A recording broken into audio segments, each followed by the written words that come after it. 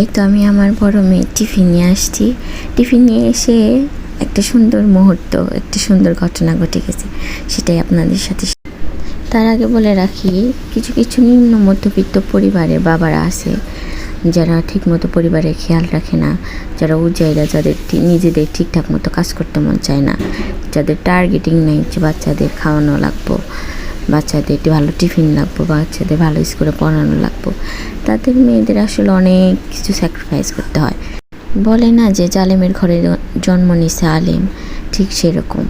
আমার মেয়ে টিফিন খেতে খেতে এক সময় বলে, আম্মু ধরো 10 টাকা দিছে, আমি আগের দিনের 5 টাকা আছে, আমি 5 টাকা খাবো, এই 10 টাকা তুমি বাসায় নিয়ে যাও, এটা জমায় রাখবো।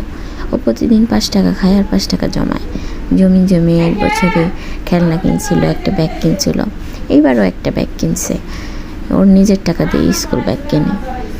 সত্যি এত লক্ষ্মী মেয়ে পেয়ে আমি অনেক ধন্য।